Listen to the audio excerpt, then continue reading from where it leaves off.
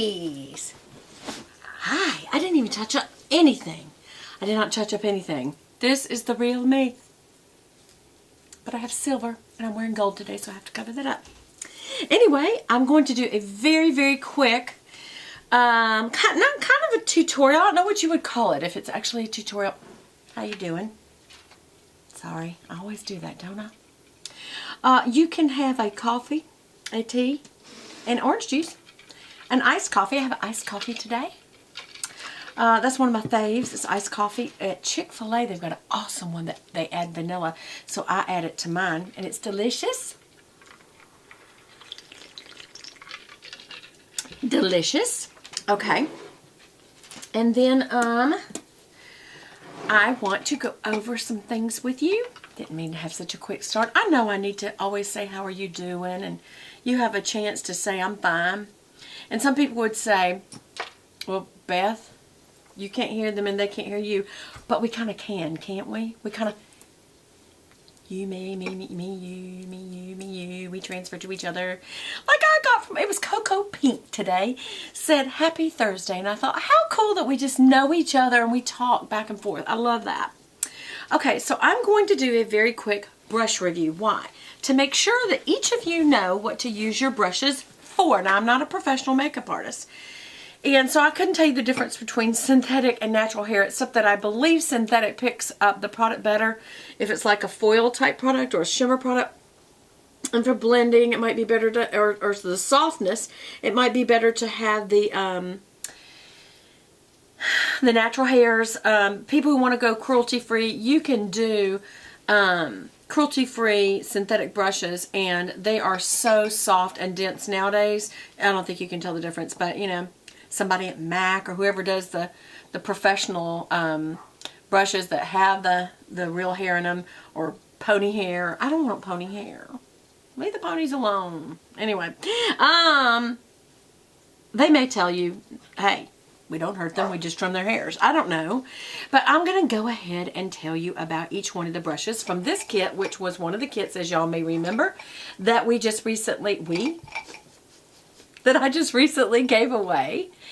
And this was the Sonia Kashuk. If you guys love this and you want to just go buy it, they are at Target. And I just went back and got another set for a friend.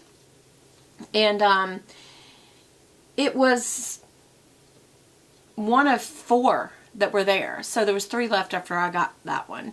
So anyway, I mean, they seem to be available. You could go to Target.com and they have them. So anyway, we're just going to walk through these real quickly. And none of them are marked, so I just have to know. And you have to know.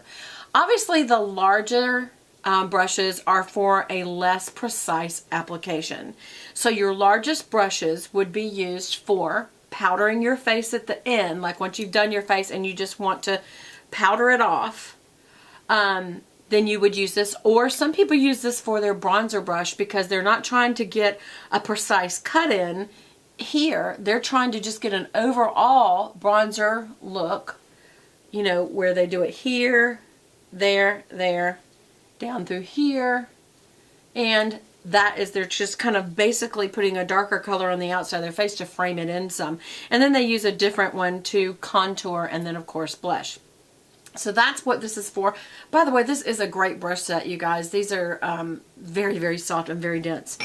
Okay, the next one could be used for several things as well. Now this could be considered a couple of things. It could be a blush brush because it is still very large brush, but it's a little more packed. It's a little more dense. So you may want to do this with a blush and just kind of brush it around in a circle. I like when they're a dome shape for going in a circle like that versus an angle. Like, see how that one's an angle and that one's not. Whoop, I'm throwing my brushes.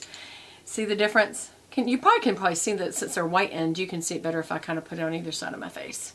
So this one's angled, this one's not. So this would be great. Some people would use this for blush because it's angled.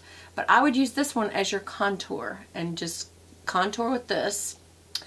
That's what I use that one for. And then this one I would use for either not as precise bronzing or for your blush. And because it's round, it's just easy to get that little nice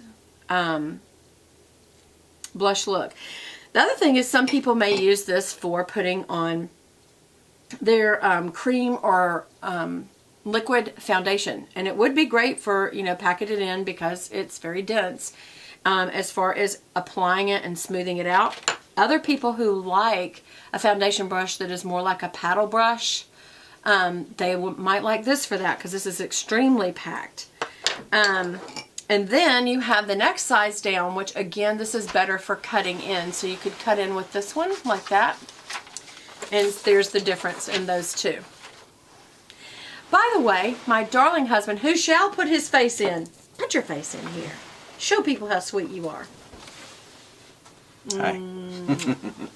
Okay, he has just brought me, he was trying to make it covert. But look, he gave me information, so I'll just read it to you. Natural brushes. Covert, not overt. Covert. Yes. Anyway, so natural brushes are made of, these brushes are made of natural animal hair, often sable, squirrel, or goat. Benefits: natural hair contains cuticles, which have great pickup and blending properties. Okay, so I had it backwards. Cuticles help lift and absorb powdery pigment across your skin's oils and blend them seamlessly across the face, creating a natural, non-blotchy look. The hair is also super soft and makes for easy blending on the face.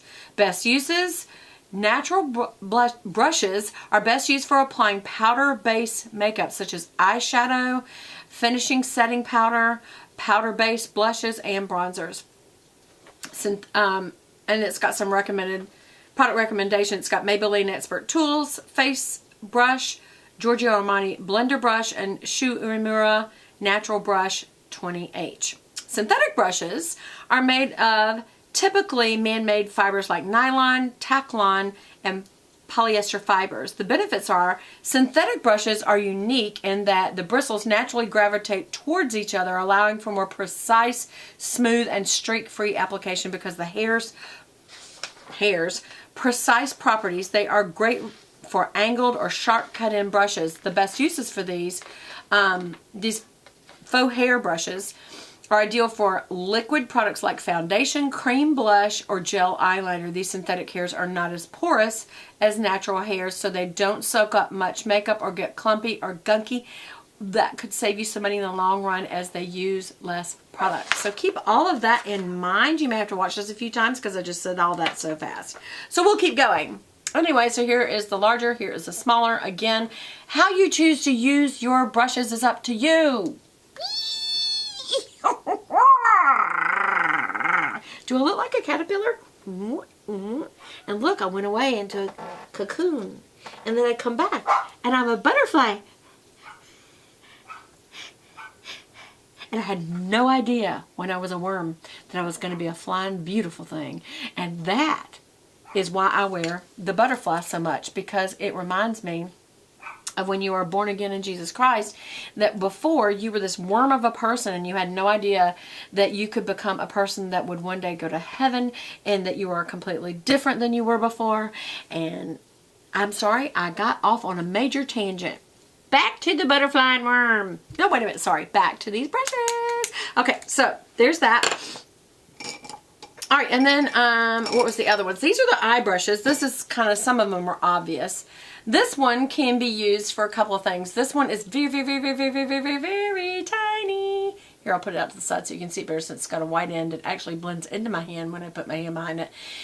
This could be used for a couple of things. It's because of the way that it is so tightly packed and the fact that it is so tiny, it is great for a couple of things. You can either use it for your inner corner to put a lighter highlighting shadow, or you could use it for something dark and just make these little marks along your lash lines that can be on top of an eyeliner or used as an eyeliner for both powders and for creams.